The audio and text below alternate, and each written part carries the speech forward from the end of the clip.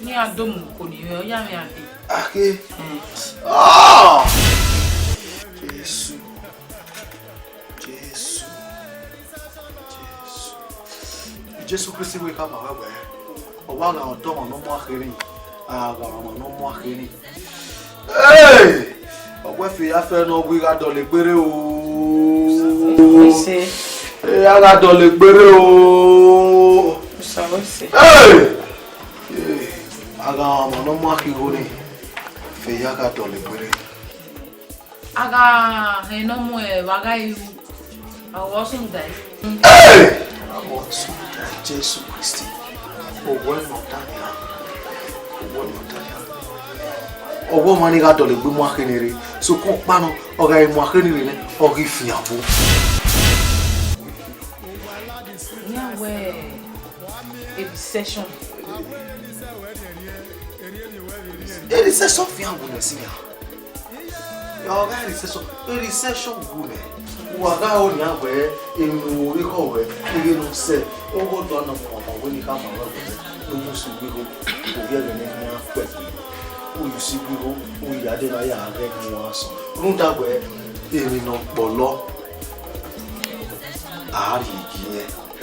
Le va se va. Hey! O we go no kokon. We go no kokon. We go no kokon. O we no do ya kokin. Run da we e wa we na ori kokon. Hey! Hey! Hey! O we ipede amode. Nari go no kokon. Afia o aya we yako. Ki Jésù Kristi no me wa fa. Ipa ni won aso lo. Run da we e asoma bo yen avavo. Ekina to wason o se na do afan. Hey! Oga karun pa we ki wason. Ekina do wason ni o se na run ge do afan. We jaja. So pa a session ga ifianwo. Ba la agbi o.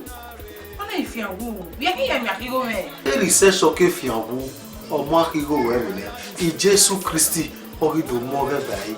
E fo salowo do o sota. Sota. Jésù kai. Owo nuri igo no kokon. Igo no kokon. Afian o.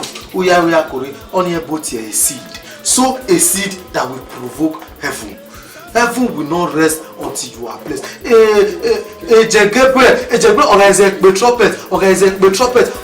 trumpet. Uno e bolwa.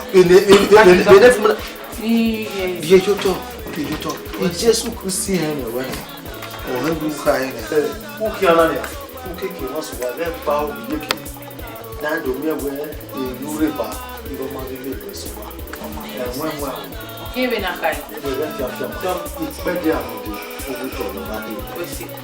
The session na o do me. Jésù Kristi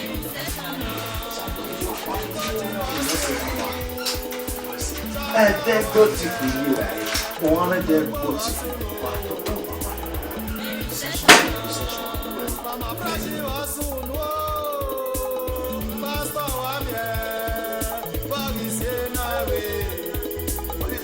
Epa. Wáyé No one. No time.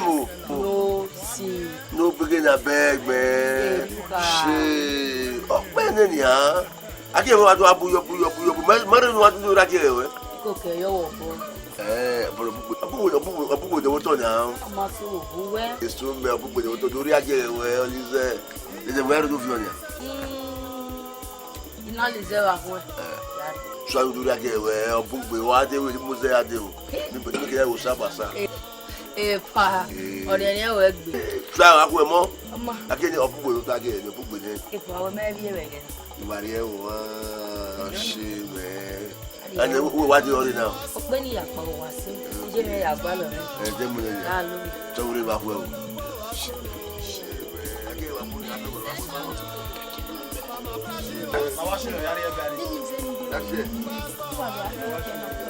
You know, we are well.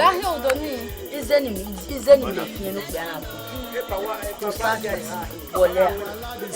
oh, when we press the more yaki, yeah, we never bust up.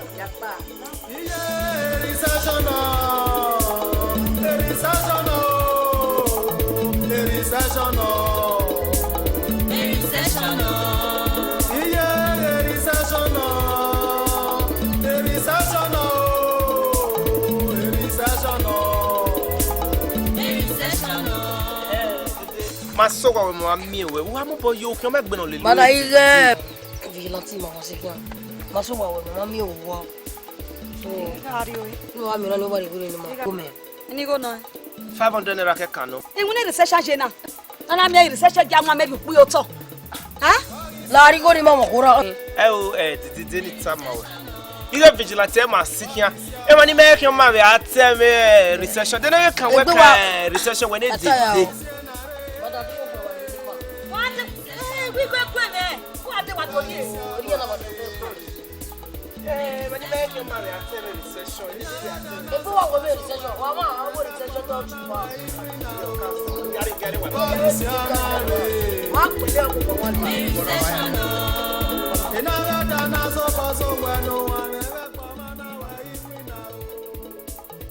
Ana me guwa gona vigilante makina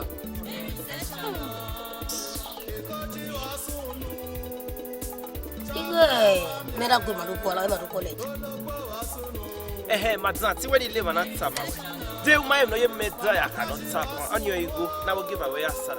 Why has so and cook back again, Mary? Not really sweat, but what ye, ma.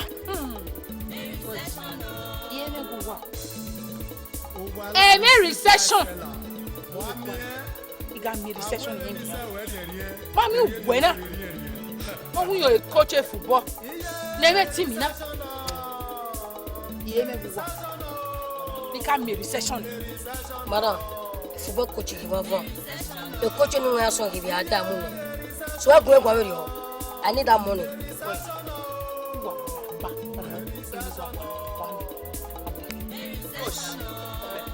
What is not about we are about?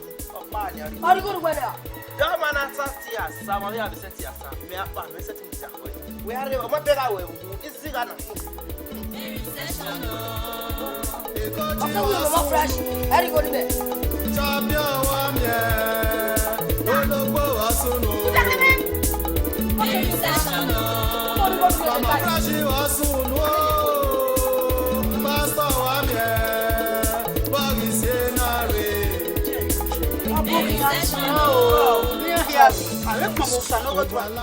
Yeah, no soon of dog. Where is session? Near walk, also talk of me. Yeah, fear your way the session for your area, mamma.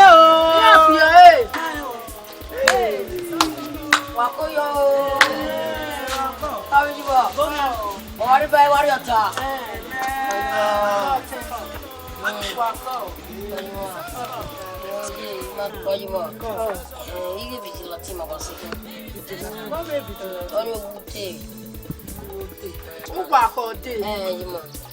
a recession no poor recession no sununa.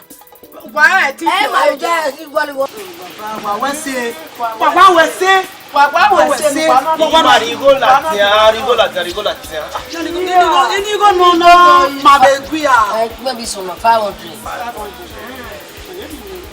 ti me. I know nya. I wa no.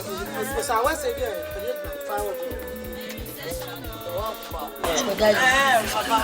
Okay, madam. In fact, what I so well, this will never want to go to money. You will be nema. And you want to pay now 500. Okay, but we have. I'm not preacher. I got to. I tell you, get him, man. Okay, but we have. Yeah, you marry about yeah, man. You want 1,000. Yeah, get me. Then I go up about why now. Women were here a while. I have signed down.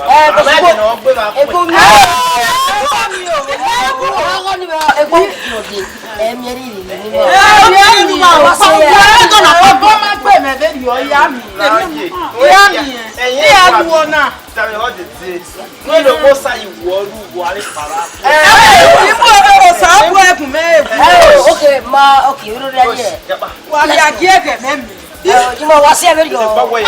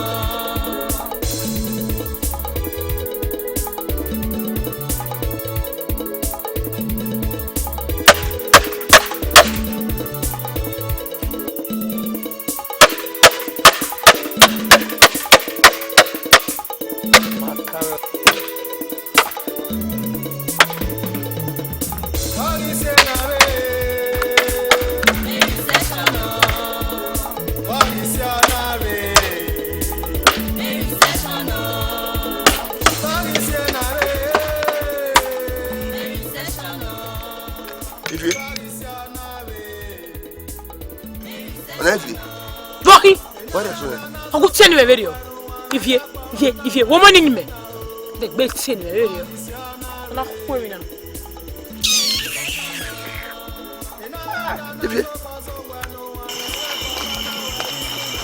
Sam, allez, baby. You don't know where I'm on. I can't do a son of seal, but not kind of winner. A rosa walk out. It's a spirit.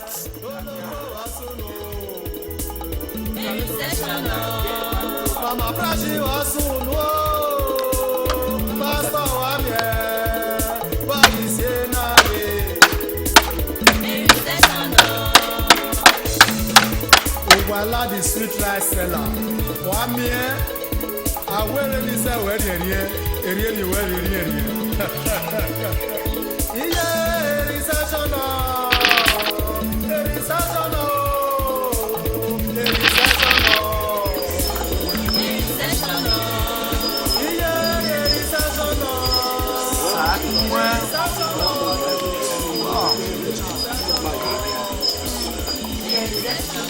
I said nada.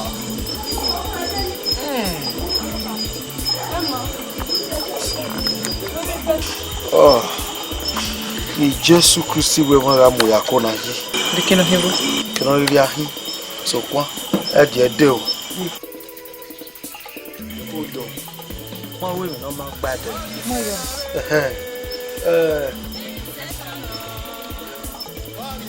Neru yo we nu no ji e. Tayo. Èmi wọ́n sọ do pass yo. Recession. Ekenu ri age. Egege na. Ahigo me no mu ko niwe. Mo go me gege. Uga ho na ogba no we. Anytime you can age. Recession. A do le gbe gba no. Owi yen wo. Egbon no ba me. Owi yen wo. Egbon no ba me. Owi yen wo. Kebi ke uri fi obo ya fe be no mo na mu e ahigo nu mure ure gbe nyo ba. Owi yen wo. Anytime èyí ọ̀rọ̀ ayé nígbà ìjésù kristi pàṣẹ ṣe ṣàpẹ́ bàbọ̀ èkán díyẹ náà wípé làwa orí gbẹ wọn ṣàkóso ṣùgbọ́n parun kéèké má sùn wá ẹ gba ogun yéèké náà ẹ̀dùn ní ẹ̀wẹ̀ àvánúkú jésù kristi tó dènyàwẹ̀ wúdàwẹ̀ owó dòrí ọ̀pẹ̀ kan díyẹ. Wa kiri ya fe ne recession le boyin e we gbe gba ne udori ora pe recession any time eri ora ye oka aka okoko iko yo aso ma bonye avabu pa fiania se gba ori yeke kojo sa point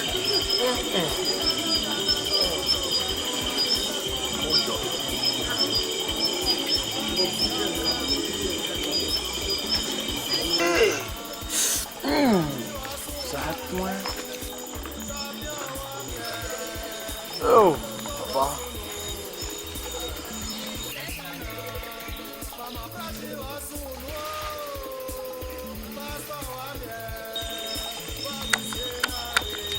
Jesus Christi, Kaerume.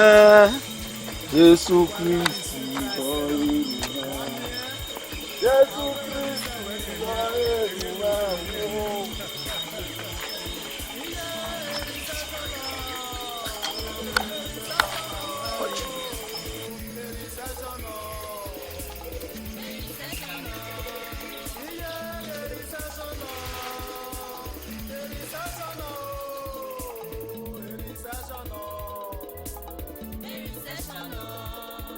Olobo.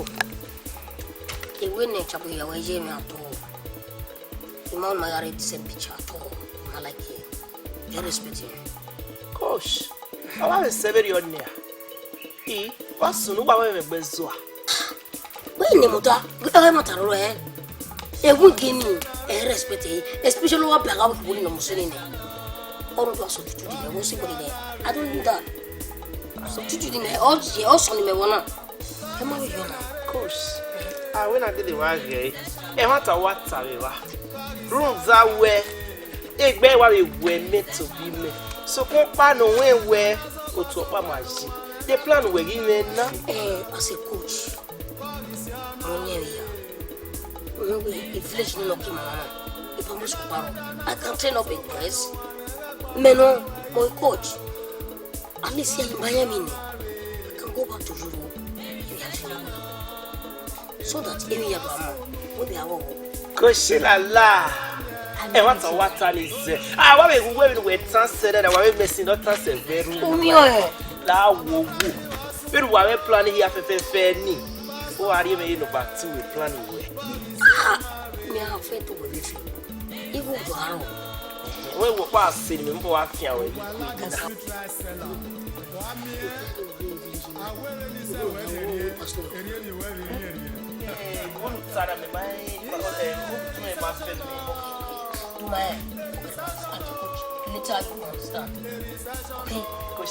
Yeah. Israel. Emmanuel. I'm the coach. I am a little here. Follow me now, my dad. That's Sanwa. Let's go. Cool. I want on living. Daddy don't want that go. Daddy don't want. Kobo wa. Fún bó ṣàgbọ́rọ̀. Wà kó jọ. Ìfẹ́ tẹ̀.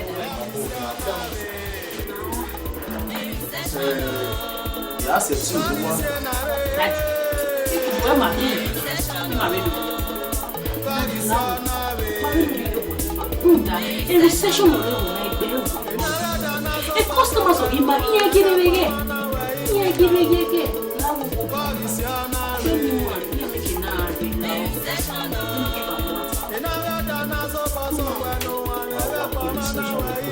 Okay, here ke bima. Reception na mo na mo yuta. Mo yuta. Demi no money na. Eti na si mai na me ya. Owó ju àlọ́ lẹ́kọ̀ọ́ ní kí wọ́n bá fẹ́ recession rẹ̀. Àwọn àpò recession rẹ̀. Ìní náà ilé di àwọ̀ bí mo wà ní sí àná àmì rẹ̀. Èmi gbàgbá wò náà ìwé ẹ̀jẹ̀ kí n ọ̀dẹ̀ àyè mi sùn.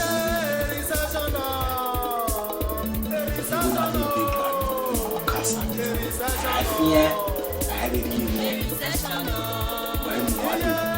Daddy, we hear me. Na ya gani waso. Unda we e mo se na mo e de ki we avon ga idue e mana mo ga idue ki ne ba pon ason ga ire ni waso idue. You know, where's Daddy? Where's Ason ma bonya ga bo. E mo mo waso ta. Aya o le da mi. Then we ya mo go ni ki ni waso. All day in a million fold times two. Daddy, we say that. Daddy, I say my boy. Daddy, we are taking with an animal. Why do you do me? Even you have paid my hair. I'm not going to me with. I'm Musa. I'm Musa Harusa. Been well in Elania. That's when you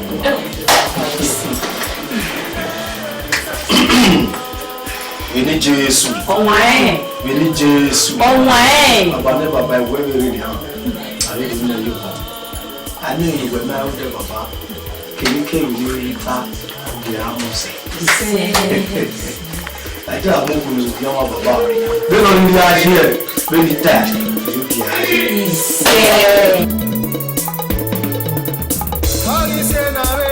But drop your.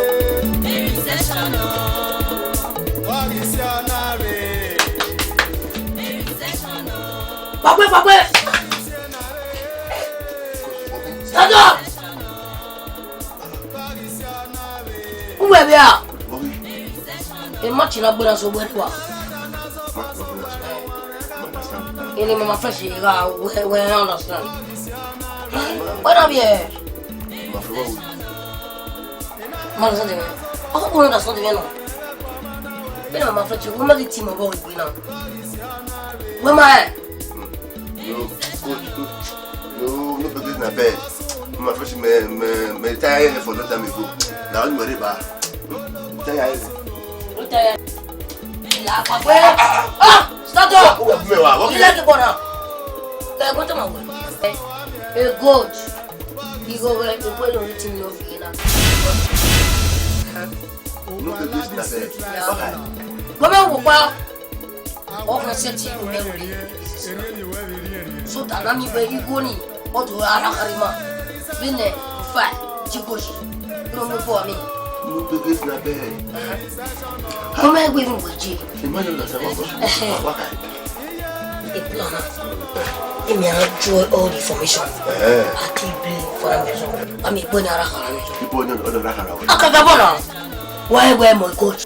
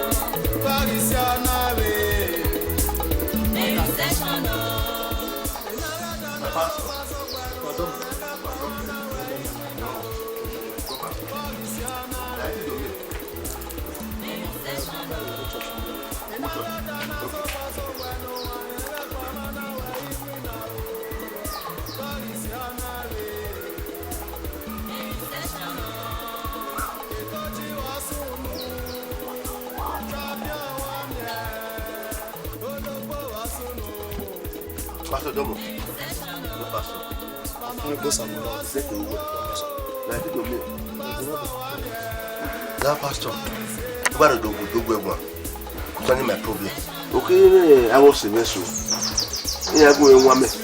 Here I go to put your toy here. Here I give you a home. Here I go. Wherever we are, you have a good way walk away. Jesus Christ.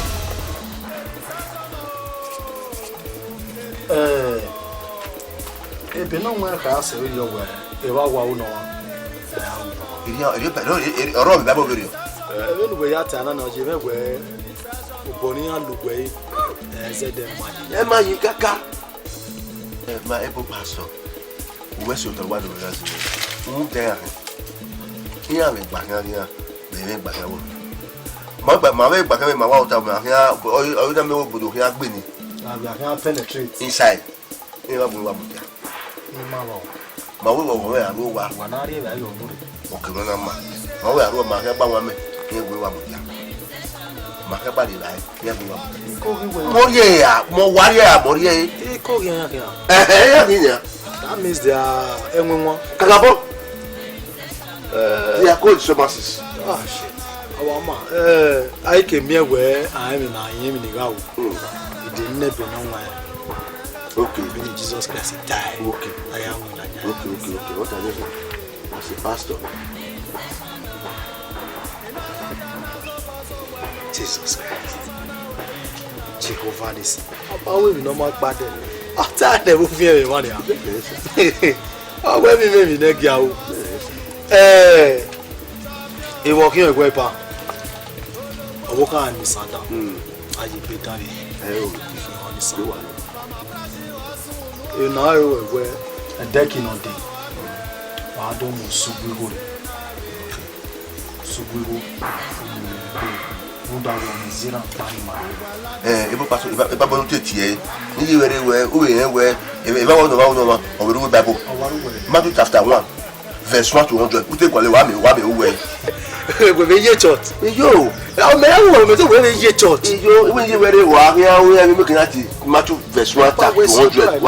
What's you doing? Yes, available. The Usubugo, Umuri, Axon, better than the decking. Omezira, ba. Nayata. That way, our summer bone. Even the cake women. That is the only way a decking in. A decking. Now we will move away. You go back. Who that way? Walk on the bed. I say, I walk on the sandal. I be that in way. We shall walk with dear one. Perfect marrow. I get you a pastor. Only many. Okay, so no, no, zero any other way. So I do. Okay. I can just Christian now. Who that way? Church here. Jesus. What's about my pastor? What's about my? I don't know one here. Because I bow weekend. Huh? I bow weekend. I don't know move about the boy. So bad. Only back to sender. Yes. Yeah, and then my pastor. Cool. Hey. Cool. Who goes up the road? In a year. Chaplains. Jesus Christ.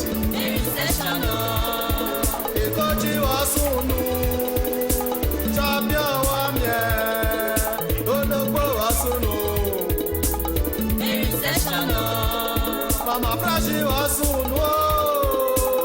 Pastor Wamie. Bagisenare.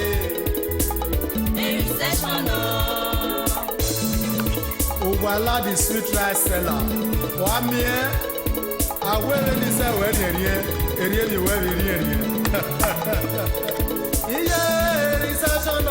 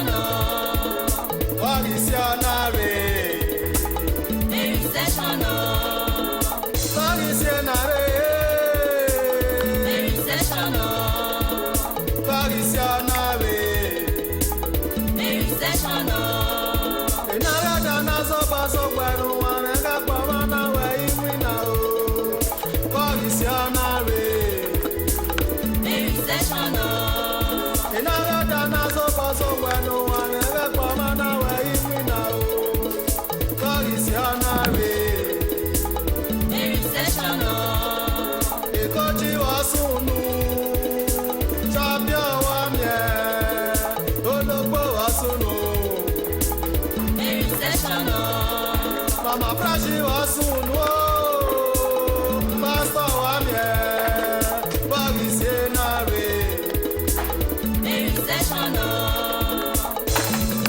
Ugwala the sweet rice seller. Wamie. Awele ni se we eri ni we eri.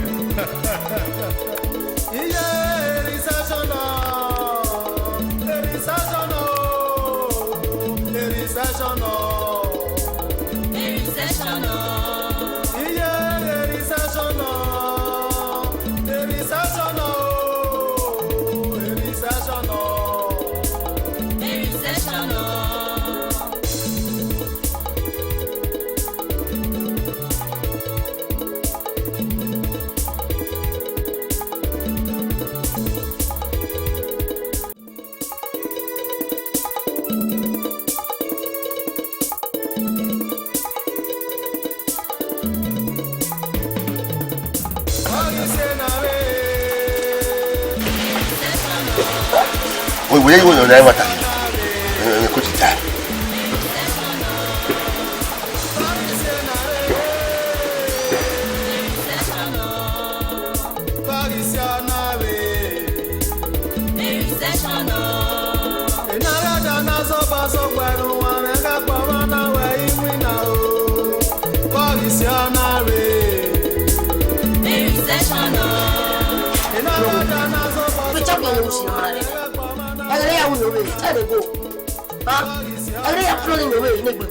Kushoni se we betalo betene.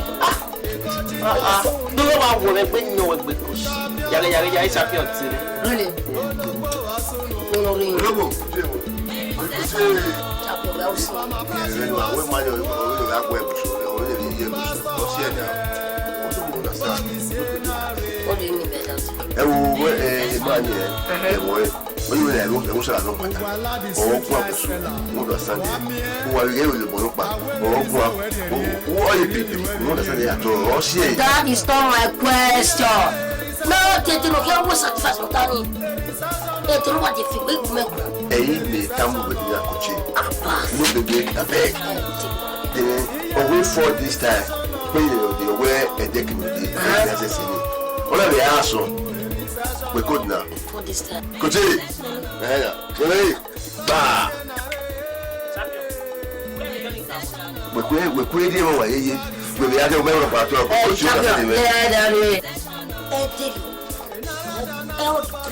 All information. So go side there. That's a what you want in your own. As a champion.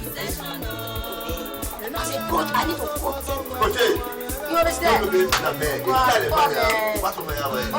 feel now?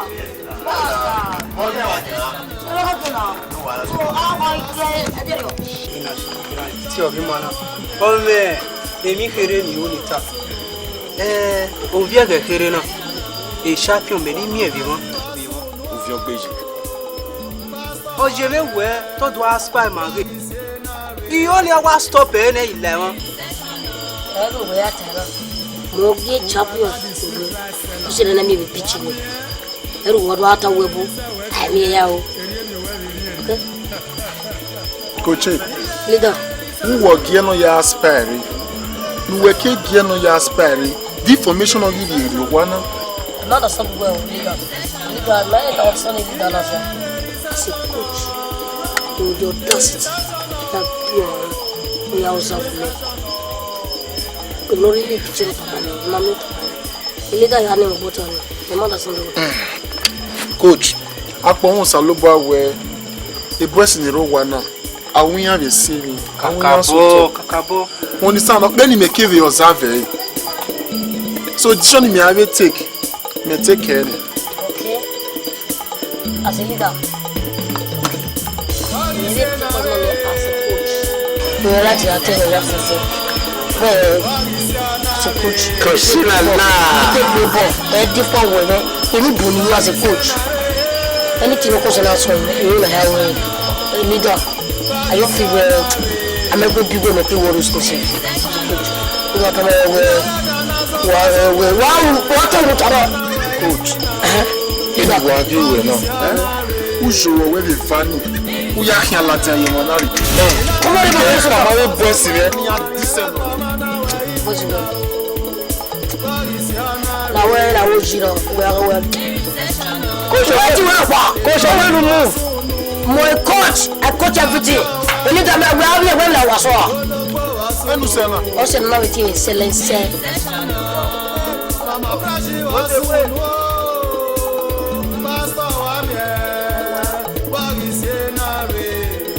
I need that, but anyone want to say. Everywhere we with a was there, but I don't take my wife. Them I'm going to worry, right? Yeah, shit. No, you want to leave that on my mark back. Well, white beer, so I wish you know. I will not go up. I never was way out here for. I will they go with it.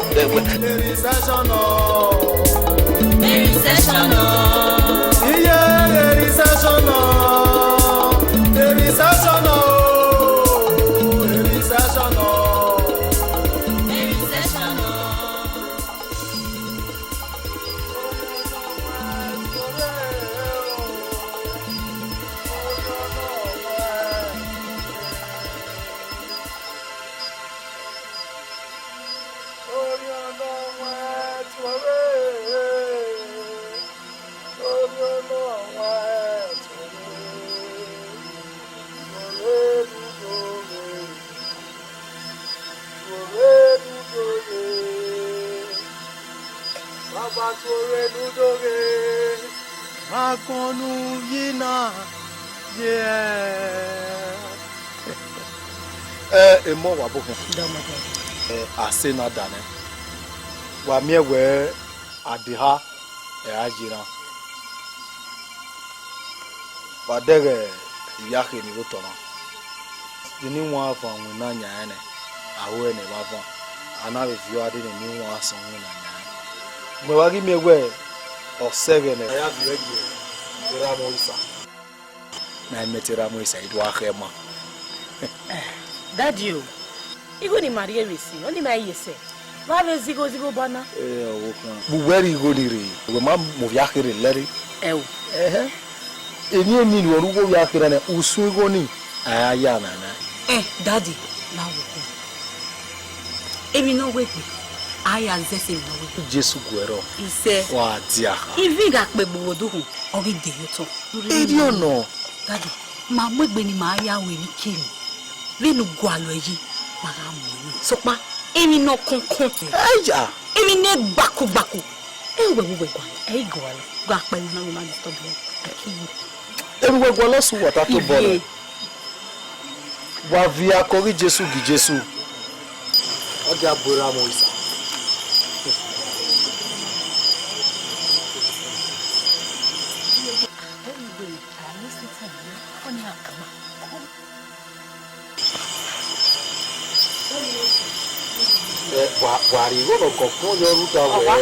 you should sow a seed that will provoke heaven. Heaven will be shaking for your sake.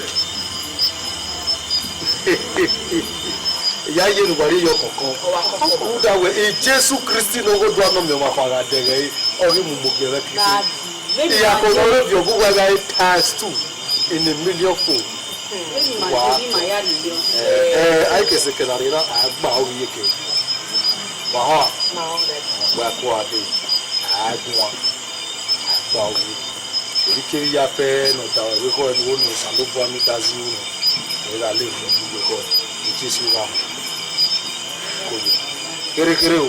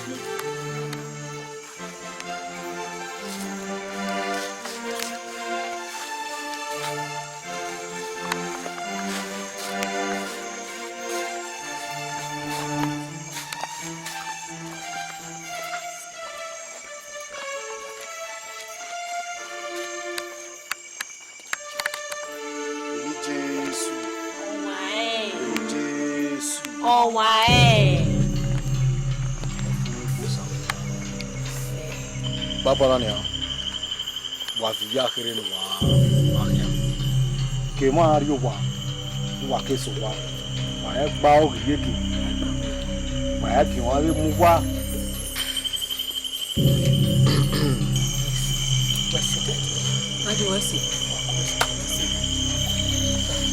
Tadi magari mome iyo feno we uni mana ido amegile kokon no je we magari mome etati ya yan we ne baba ma kwa po me ni e fe ma ya mome ki do bo ro mo ba na ya suffer our wisdom to Sabra.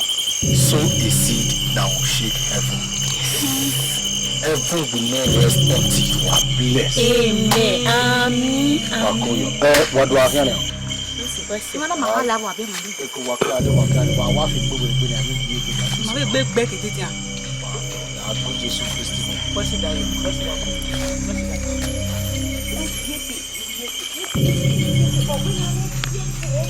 Mwa o.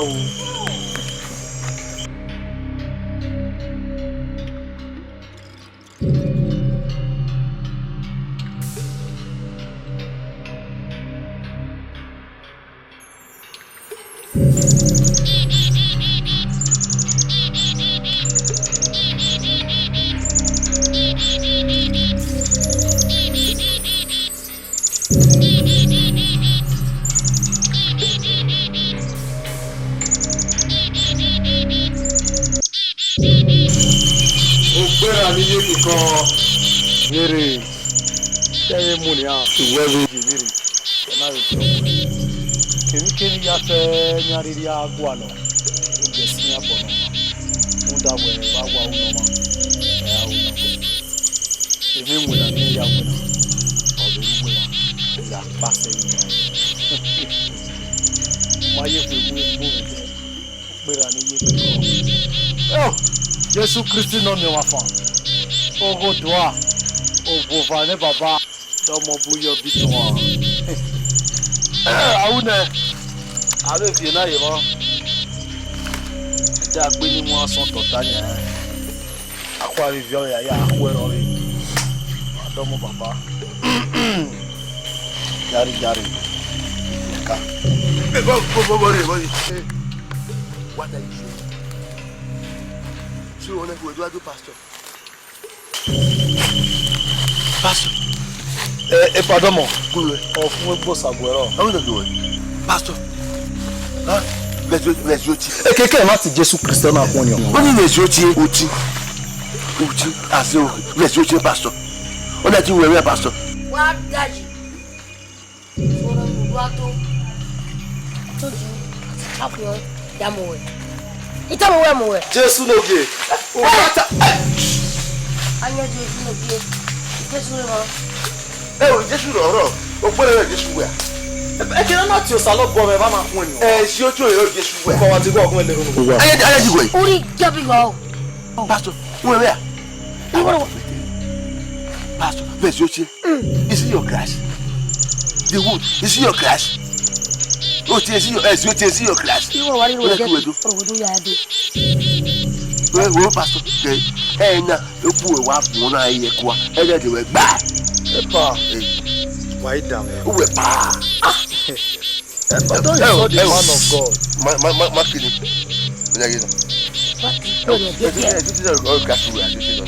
Eka na ti Jesu ba na kun ni. Eka no sa bo were ri ayo na ti kun ni e we. Iwo no wa mi we go. Iwo go wa mi. So ba fi guru we. Wo ba pastor we. O ga we. We wona. Dale mo we. Guru di we. O sa tin. O sa we. Da bu we na. Come on, da bu we na. We. O sa tin. Ariyo sa. But you don't know what you are doing. A man of God should kneel down for you. Let's go. Everybody go there. Open and look. Everybody go there. All the glass away.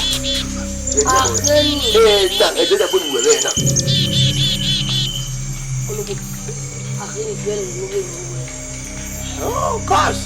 Pastor. I will be a one. Yabi you. What can you be on with?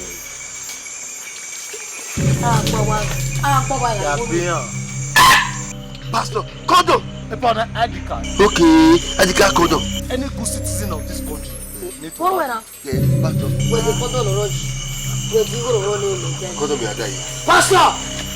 Oh, what? So what do I do?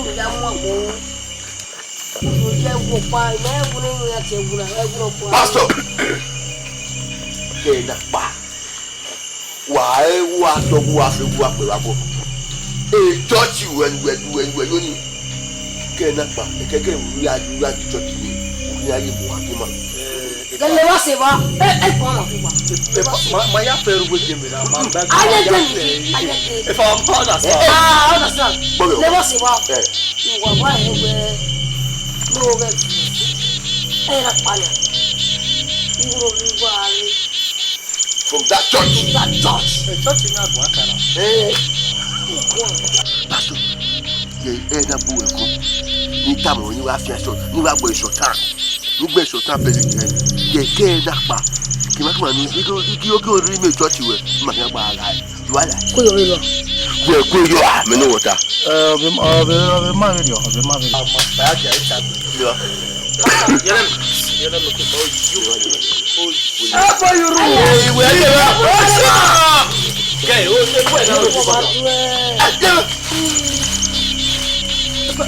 Hey, agwa.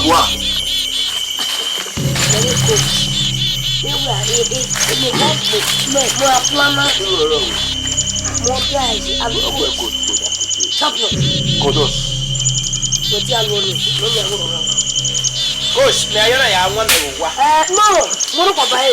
O ga ile we o ma ni se. Ora gbe ya pe ma e wo be ambuko. Coach, ana isa bi weda ni wa yo so wa yo na ya wan. Ambuko. Yes. Ambuko. Ye man of God. Ambuko. Me no gbe no. Ita ile gbe e gbe mi ya gbe. O de yo. Aplana.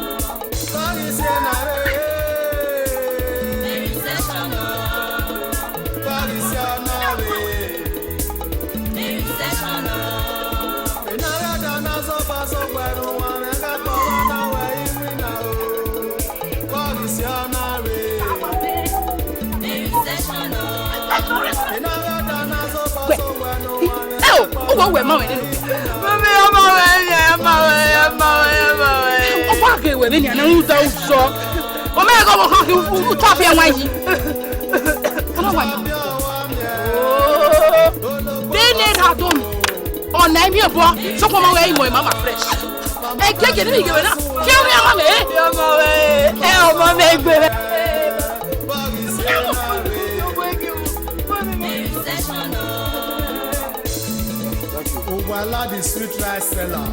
Wa mi awere ni se we eri mi we eri. Iye recession no. What do you do, my? Mo ta me we you want na kwa ka ma yire. Yani ya bebe. Ni ma ju pa ira kwa ka bi wa.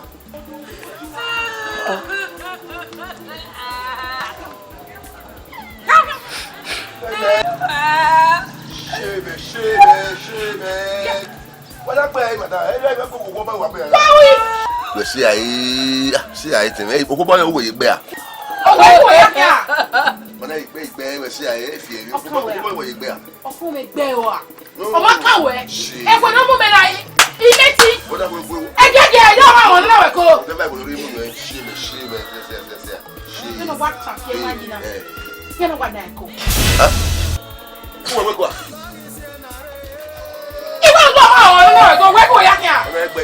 You are married woman, no more. But I had to pay my see, I agree. What the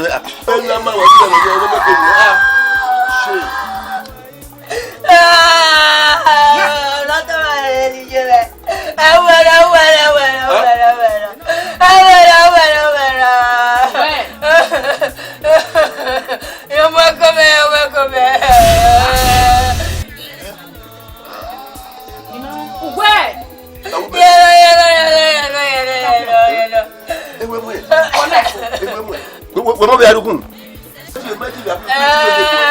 Ọkùnrin la yẹri kó mọ tó fi akẹ́kẹ́ máa ṣe pẹ́. Àwọn mẹ́la ó wà, àwọn mẹ́la ó wà. Bàbá arukun, máa lu egbò bá lu ìwé báwo ẹgbẹ́ kò. Dúkùn bẹ́ẹ̀. Oh my fresh, we be arukun na me tell you arukun ya. Be we me we ri go. She fuck you man. Very cool. She fuck you that man.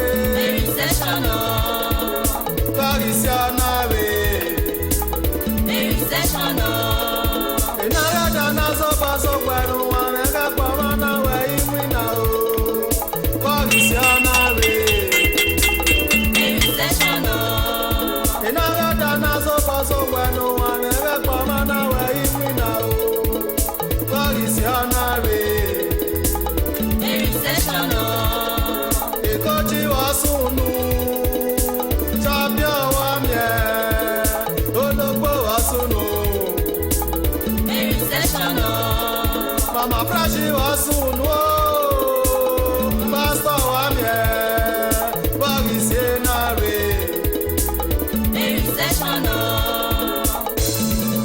Ubala the sweet rice seller. Wamie, I will really say where the area, where the area. Yeah, recession.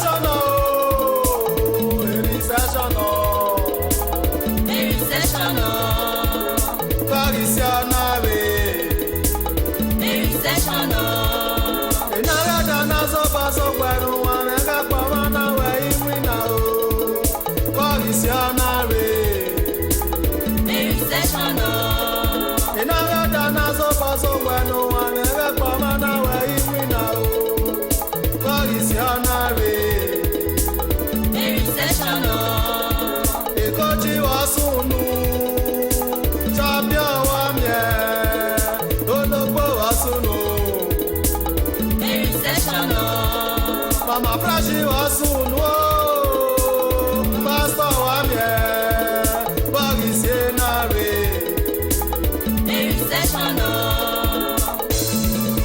Ubala the sweet rice seller. Wamie, I will really say where the area, where the area. Yeah, recession.